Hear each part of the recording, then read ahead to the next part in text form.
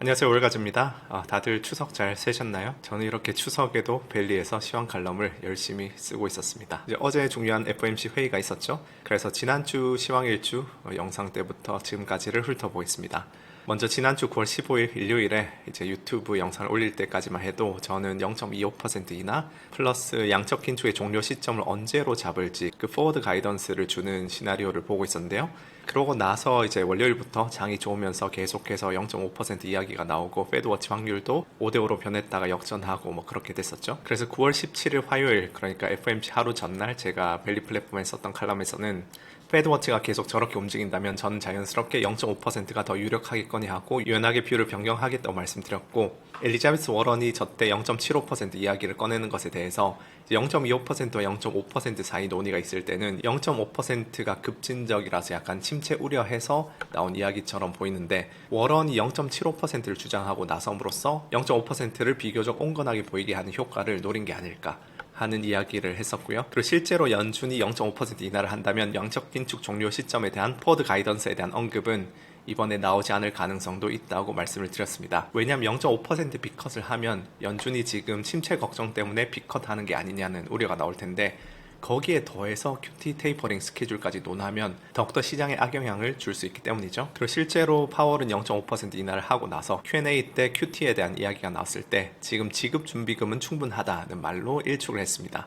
이제 흥미로운 점은 이때 영래포 자금을 언급해둔 부분인데요. 결국 파월의 생각은 아직 영래포 자금이 있고 옐런도 TJ 잔고를 소진할 예정이기 때문에 4분기는 아직 양적 긴축에 대해 논할 단계는 아니라는 것이겠죠. 그리고 지금 저희가 분석하건대 파월은 통화정책 관련해서 오퍼레이션 트위스트를 비롯해서 몇 가지를 좀 사전 대비를 하려고 하는 게 있는 것처럼 보입니다. 그리고 그것을 위해서는 영래포 잔고를 소진시켜야 하는데요. 이번 주 내에 자세한 내용은 이 연준 및 재무부 모니터링 코너에다가 정리해서 올려두겠습니다. 어쨌든 이틀 전 칼럼에서 제가 시장의 방향성에 대해 말씀드렸던 부분은 시장 반응을 보니까 내일 FOMC 때 무엇이 되었든 시장의 예상을 깨는 매파적 움직임이 아닌 한은 FOMC라는 이벤트는 스무스하게 넘어갈 가능성이 높아지고 있는 것처럼 보이고, 그렇게 된다면 우리는 올해 내내 이어지던 그 대각 채널선의 상단이 대선 전에 여기 뚫리는 모습을 볼 수 있으리라 생각한다고 말씀드렸습니다.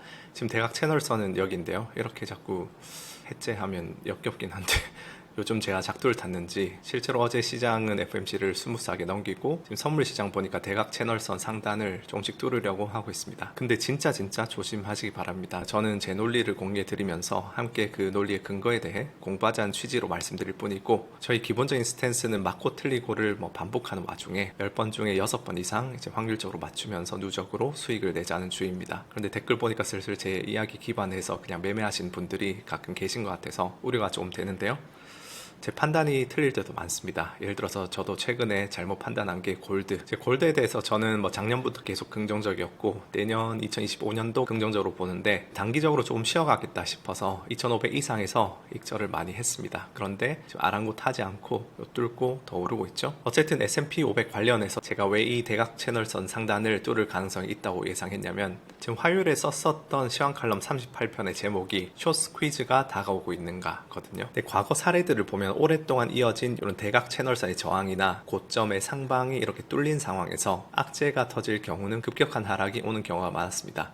이런 부분을 단순히 차트상 저항 뚫리면 하락 오는구나 이렇게 몇 안 되는 샘플로 귀납적으로 결론 지을 수는 없고요. 왜 이런 패턴이 생겨나는지 그 기제를 논리적으로 생각해 봐야겠죠. 이제 이렇게 너무나 모두에게 잘 보이는 상단의 저항선은 숏을 하는 많은 베어들에게 있어서 손절 라인이 됩니다. 그럴 때 주가가 상승하면 그런 베어들의 손절을 치게 되면서 숏을 커버하게 되는데, 숏을 커버한다는 것은 이제 매수 주문이 들어간다는 뜻이죠. 그래서 이러한 대각 저항이 뚫릴 때 위로 오버슈팅이 많이 일어나는데, 그렇게 숏 커버링이 일어나서 숏 물량이 한 차례 쭉 청산되고 나면 다시 많은 숏을 진입할 수 있는 룸이 열리겠죠. 그 상황에서 어떤 악재가 터진다, 이런 촉매는 반드시 필요합니다. 그 촉매가 만약에 있다고 가정을 하면은 그때 이제 기존 물량 청산에다가 새로운 숏이 대거 진입하면서 매우 급격한 하락이 벌어지게 되는데요. 참고로 이런 숏 커버링 상황에서는 빅스로 읽을 수 있는 내재 변동성이 폭락하기 때문에 풋옵션이 싸져가지고 풋옵션을 매수하기 매우 좋은 여건이 이 위에서 형성이 됩니다.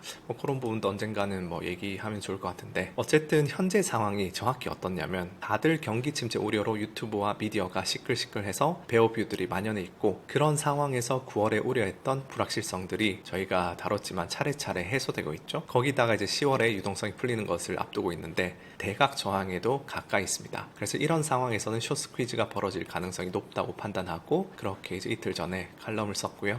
그래서 지금 제가 바라볼 때 가장 유력한 시나리오는 제가 칼럼에 썼던 4가지 시나리오 중에 첫 번째 베이스 시나리오, 10월에 6천 이상 간 뒤에 하락장이 오는 시나리오로 가고 있는 가능성이 점점 높아지고 있습니다. 그 외에는 오늘도 제가 9월 FOMC 관련해서 사후적으로도 아침에 칼럼 하나 올렸고, 향후 생각한 시나리오에 대해서도 이야기했는데 벨리 참가자분들은 읽어보시면 될 것 같고, 아래쪽에 있는 내용 중에서 언급할 만한 부분은 이제 며칠 전 발표된 소매 판매가 지표를 꽤나 상회를 했죠. 컨센서스는 마이너스였는데 오히려 플러스가 나왔습니다. 이 부분에 있어서 저희 팀에서는 이제 미국 가계 소비 관련해서 초과 저축을 계산하는 방식에 문제가 있어서 실제로 시중에서 이야기하는 것만큼 초과 저축이 소진되지 않았을 가능성이 있고, 그래서 이번 소매 판매는 잘 나올 거라고 이제 지난주 35편 칼럼에 이렇게 올렸었습니다. 그런데 지금 생각해 보시면 최근 CPI, PPI 소매 판매 전부 살짝 높게 나오고 있거든요. 그래서 이 부분에 대한 어떤 스티키 인플레이션에 대한 리스크의 씨앗이 조금씩 발화를 하고 있는데, 시장은 지금 이거를 무시하기로 하고 상승을 하고 있죠.